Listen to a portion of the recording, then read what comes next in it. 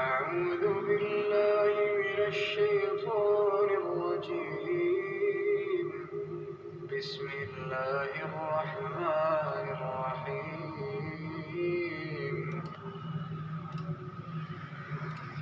وما يستوي البحران هذا عذب فرات سائغ شرابه وهذا ملح أجاج ومن كل تأكلون لحما طريا وتستخرجون حلية تلبسونها وترى الفلك فيه مواخر لتبتغوا من فضله ولعلكم تشكرون. اور دونوں دریا مل کر یکساں نہیں ہو جاتے. یہ تو میٹھا ہے پیاس بجھانے والا جس کا پانی خوشگوار ہے، اور یہ کھاری ہے کڑوا. اور سب سے تم تازہ گوشت کھاتے ہو اور زیور نکالتے ہو جسے پہنتے ہو. اور تم دریا میں کشتیوں کو دیکھتے ہو کہ پانی کو پھاڑتی چلی آتی ہیں تاکہ تم اس کے فضل سے معاش تلاش کرو اور تاکہ شکر کرو. يولج الليل في النهار ويولج النهار في الليل وسخر الشمس والقمر كل يجري لأجل مسمى ذلكم الله ربكم له الملك والذين تدعون من دونه ما يملكون من قطمير. وہی رات کو دن میں داخل کرتا اور وہی دن کو رات میں داخل کرتا ہے، اور اسی نے سورج اور چاند کو کام میں لگا دیا ہے. ہر ایک ایک وقت مقرر تک چل رہا ہے. یہی خدا تمہارا پروردگار ہے، اسی کی بادشاہی ہے. اور جن لوگوں کو تم اس کے سوا پکارتے ہو وہ کھجور کی گٹھلی کے چھلکے کے برابر بھی تو کسی چیز کے مالک نہیں.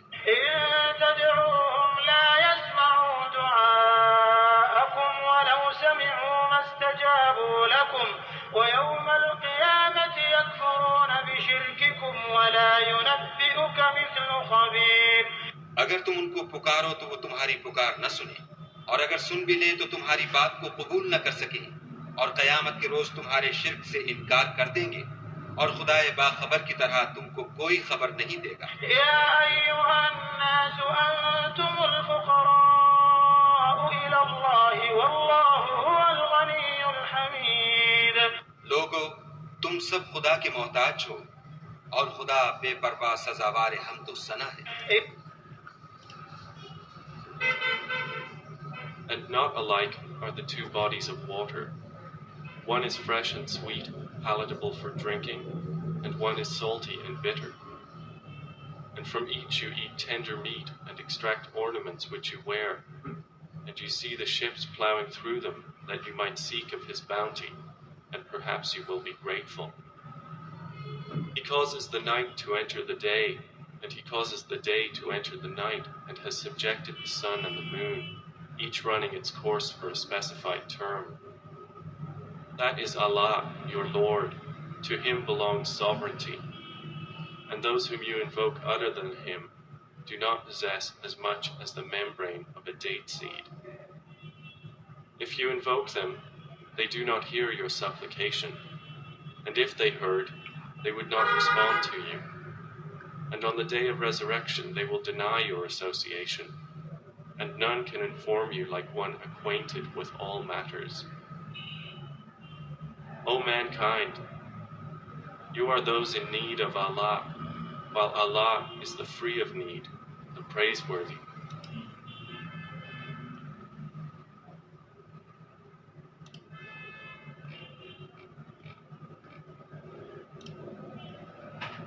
这两个水体并不相似，一种鲜甜适口，一种咸苦。你们吃着每一个人的嫩肉，摘取了你们佩戴的装饰品。你们看到船只驶过它们，以便你们可以寻求他的恩惠，也许你会心存感激。